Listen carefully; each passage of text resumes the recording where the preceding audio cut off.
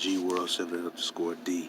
I'm going back to this book, The Only Land They Knew, The Tragic Story of the American Indians in the Old South. And before I start, I want to say, it's a lot of these Pan-Africans, man.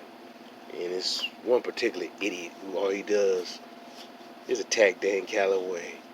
And then just try to say that we're not Indians. He's a stupid Pan-African, man. I think he's based in Atlanta or whatever. He's a clown, and he shows how ignorant and not well-researched he is not. And unfortunately, you have our people listen to these morons. Some of our people really, really want to be African slaves bad. The majority of our people are already here. When you do the research, it's in your face. The information is in your face, but you got to really do the research. Well, I'm going to turn to page 121. I'm not going to make this a long video. I'm just going to read a couple things for you real quick. All right?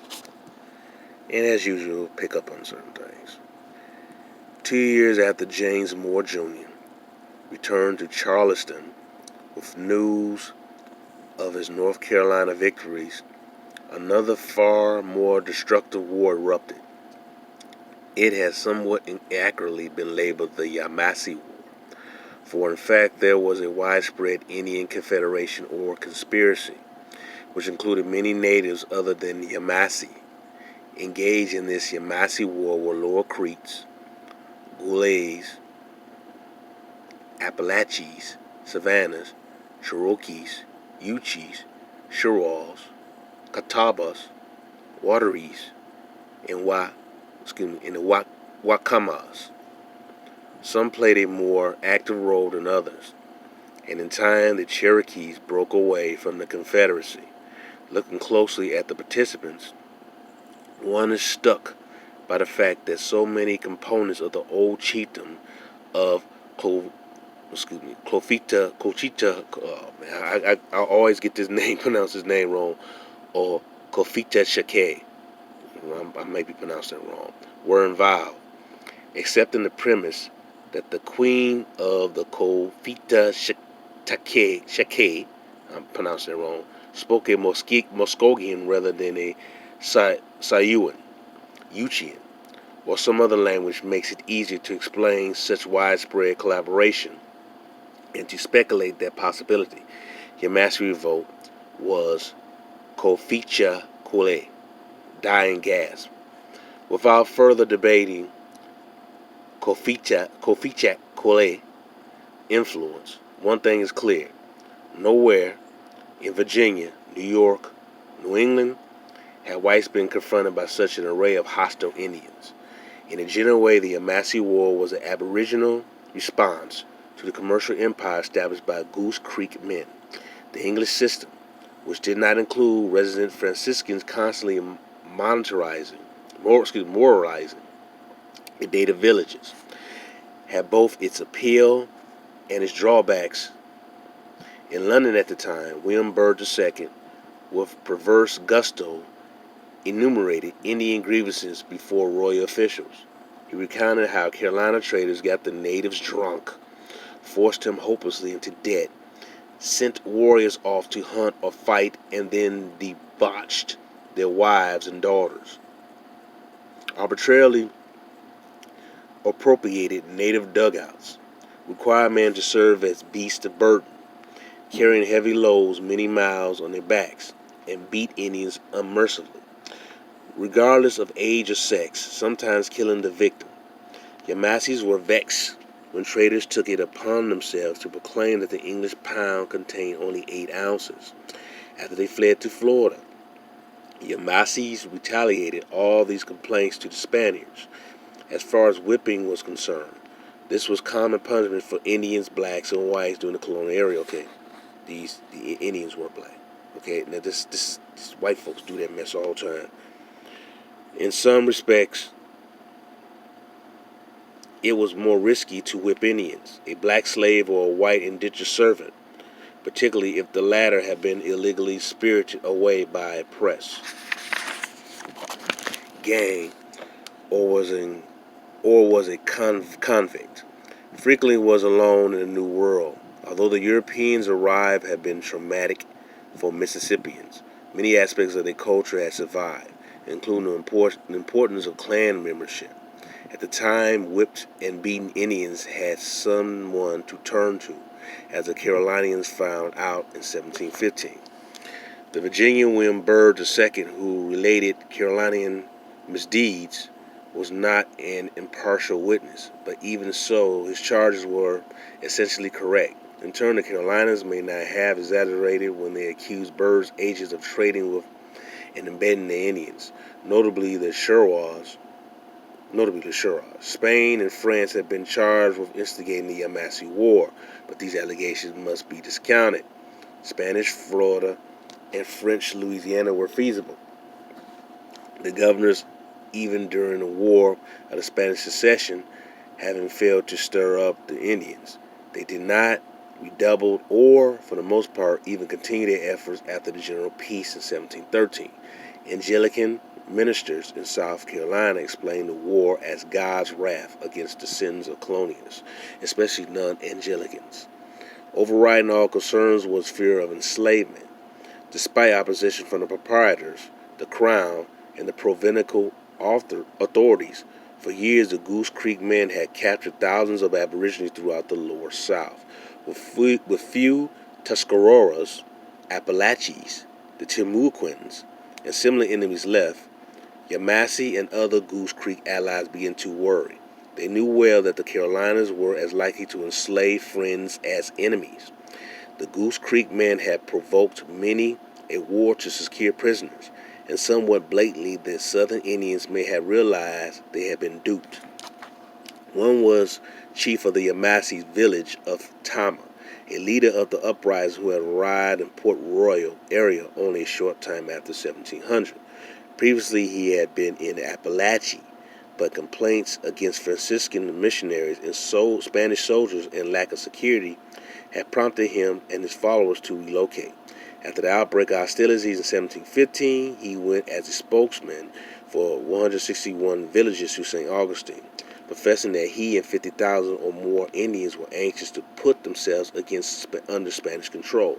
Whatever grievances they formerly had against Spaniards, the possibility that at any moment, for whatever spurs pretext, that women and children might be enslaved by their white protectors was not one.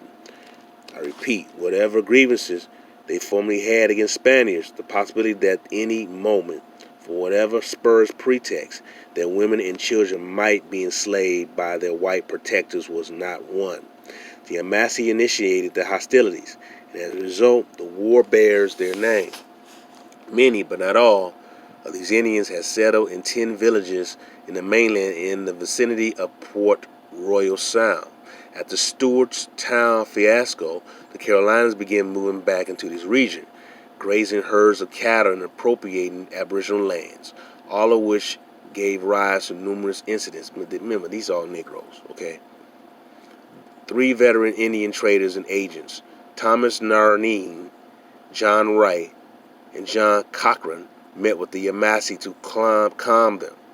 The Scot Nareen had come to Carolina and had become a planter, land speculator, and Indian fighter, enthusiastically joining the Goose Creek men in disseminating Carolina's influence over the lower South. Wright, who for a time succeeded Narney as provincial Indian agent, was more Narney's rival than a colleague. The trader Cochran had lived for long periods in native villages, protesting when Wright, Narney, or any other provincial agent had tried to license and regulate his relations with the Indians. Despite the differences, these 3 and other Carolina traders met with headmen in the town near Port Royal, drank black drink in a customary ritual, and after apparently having conciliated them, retired for the night reassured, painted red and black, symbolizing war and death. At daybreak, the Yamasee surprised these whites, killing Wright and other traders outright, getting even with Cochran. getting even with Cochrane. Let's go back. Let's get getting even with Cochrane for having defrauded them of booty previously seized from Spaniards. All right, and burning Narni for 3 days before he expired. Up to 100 traders and planters, both men and women, suffered similar fates. Okay, I may be running out of time. Okay, I'm gonna go back. Planted red and black, killing Wright and other traders outright, giving even the Cochrane for having defrauded them, but for booty previously seized from Spaniards, and burned Narine for 3 days before it expired. All right, up to 100 traders and planters, both men and women, suffered similar fates, while with only the briefest of warnings, 400 from nearby Port Royal, some of them wounded, fled in panic, swimming or paddling, pirogues to an English smuggler fortuitously anchored nearby. The war was on, and at the outset of the Port Royal area was destroyed. Hostilities soon shifted to the vicinity of Charleston, as smoke rose from plantations at Goose Creek, Stono, and other outlying areas. Hostilities soon shifted to the vicinity of Charleston, as smoke rose from plantations at Goose Creek, Stono, and other outlying areas.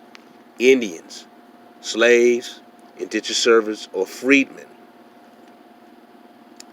lived among the colonies of plantation and in Charleston, and despite precaution, these natives communicated with the enemy. At one point, Captain Barker, with hundreds of mounted men, including a few Indians and Negroes, marched out beyond Goose Creek to meet the enemy. Okay, the Indians and Negroes were both black people, man. You might have one group who may be Aboriginal blacks, and then you have some European niggas mixed in. They play games with these words and make them different races, which they're not. Right? You may have a European Negro and an Aboriginal black here, or some Negro from a different tribe. All right, but this is what they do. They play with words, man. You can pick this up once you start doing enough studying. You can pick up on this. He was surprised and cut down. His command routed, betrayed by one of the accompanying Indians. The elder James Moore had captured or brought this Indian, who subsequently had won his trust and had been freed. Carolinas were bewildered by such ingratitude. Now, I'm going to go further down because I want to read. I'm almost finished reading, but I want to go further down. I'm going to emphasize this right here. In the time of hostile confederations broken and the Aborigines defeated, men and supplies arrived from North Carolina, Virginia, New England, and the mother country. And joining the whites, the Cherokees turned against the Yamasee partisans, small parties of Tuscaroras and Coreys from North Carolina, who earlier had suffered so much from South Carolina Indians during the Tuscarora War, also assisted. The result was the shattering of the remarkable Indian unity of 1715 and destruction and humiliation of the belligerents. The Yamasees and the Goles living amongst them retreated into Florida, rejoining Spain and resuming mission life, whereas before 1715 they had been the most feared and implacable foe of Spain and of the Florida Indians. After the war, they became Spain's most dependable allies until their virtual extinction in the latter part of the 18th century, never renouncing their hatred of the Goose Creek men. The Ochees, Lower Creeks retired from Upper Ocmulgee River, the Ocmulgee River, returning to their old home on the Chattahoochee. The Palac Chacolas, Lower Creeks, living near Savannah's mouth, also moved to the Chattahoochee. The Congarees and the Santees, the Sewees, the Peddies, the Waxhaws, and the Cusabos continued a rapid march towards extinction. These names sound similar. I said this before, man. These names sound similar, man. Okay. Some incorporated with the Catawbas, helping that tribe to sustain its population. A few Yamasee, Lower Creeks, and the Uchis moved into deserted Appalachians and founded 6 villages. Aborigines living among the Carolina settlers were more than ever cut off from their kinsmen in the Indian country.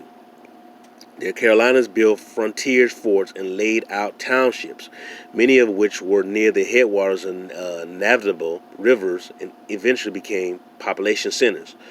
All served further to isolate the coastal Indians from those beyond the frontier. By many standards, the Yamasee War was an exceptional conflict. Losses on both sides were high. 400 colonists perished, some 6% of the white population. Indian losses are impossible to assess, and it is perhaps enough to say that in the aftermath, many of the tribes became extinct. Many of them were reclassified and enslaved. Okay, they'll say extinct, but some of them just reclassified and enslaved and lost their identity. The war had considerable effect on South Carolina's development. Port Royal remained deserted for years. The conflict exacerbated, discontent with proprietary rule, and in 1719 colonists revolted and proclaimed South Carolina a royal colony. Because Carolinians were so weakened by the war and the recent epidemic, a rejuvenated Spain in the same year outfitted a powerful expedition in Havana, planning to redeem the more northerly part of Florida. Whether she could have done so will never have been known, because for the reason having nothing to do with Carolina, the expedition was sent elsewhere. For a while, however, it seemed remotely possible that the Spanish flag would fly over Charleston and that the coastal missions would be reestablished. As soon be seen, before 1715, the Anglicans had made an earnest effort to convert the Aborigines. But after the outbreak of the war, as ministers fled the parishes and huddled in Charleston for safety, neither they nor any other Carolinians displayed much eagerness for converting the savages. The parallel with the aftermath of the 1622 massacre in Virginia was closed. Carolina followed the Virginia example in other aspects by augmenting her tributary system over weakened nearby tribes, appointing and unseating chiefs and collecting tributes. In Carolina after 1715, as early in Virginia, the debate intensified as to whether free trade or provincial monopoly provided the best regulation of the Indians.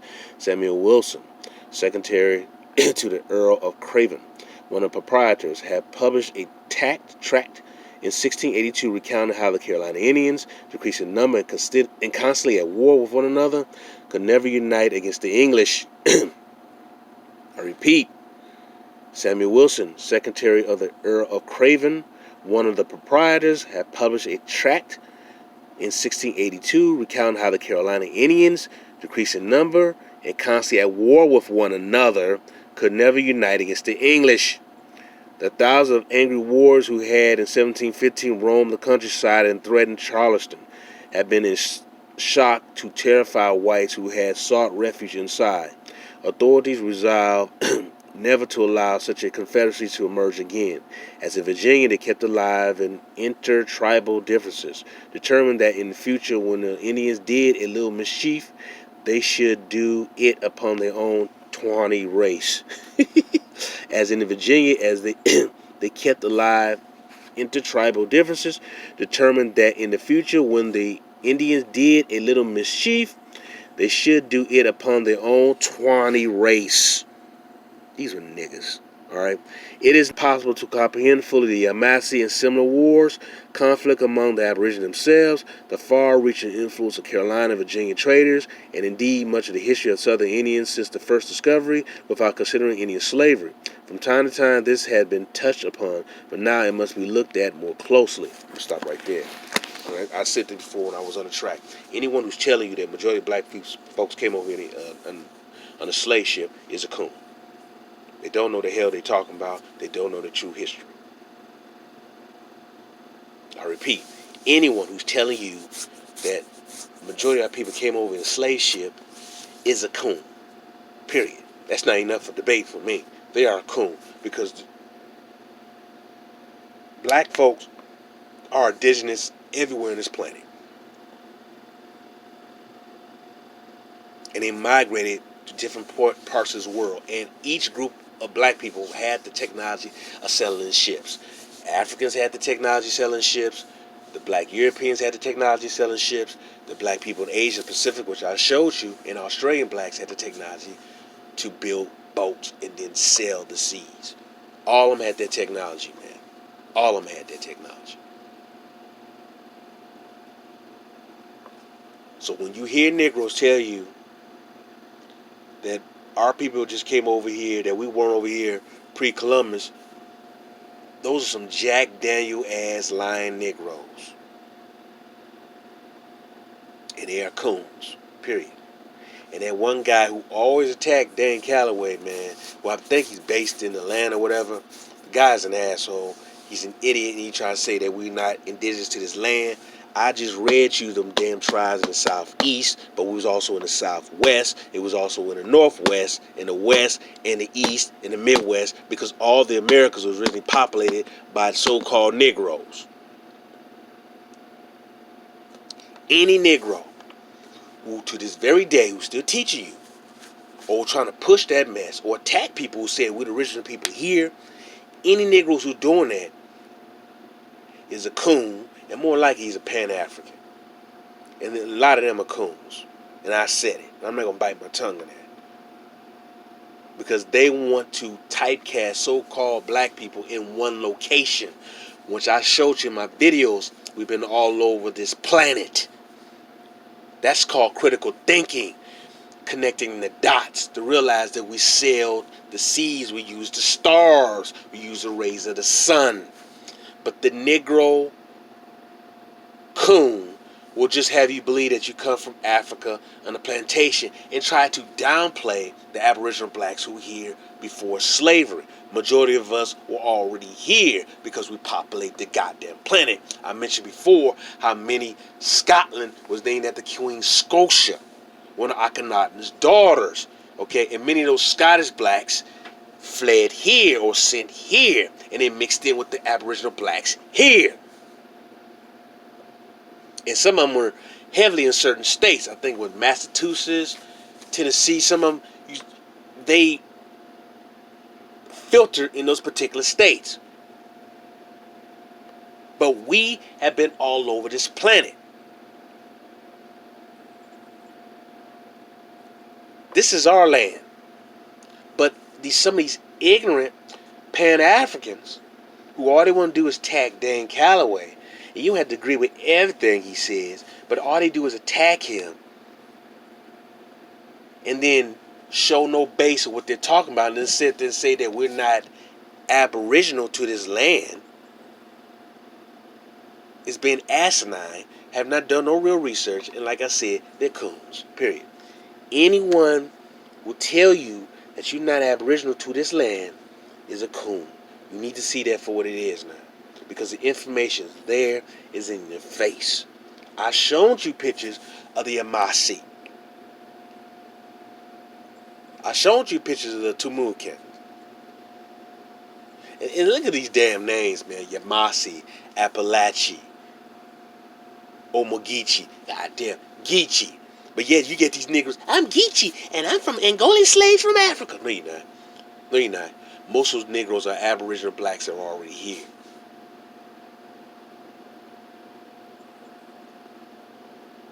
You are already here. I don't deny there's a connection, because it was also people traveled by ships and they took in wives from other lands. Some of them took wives from here.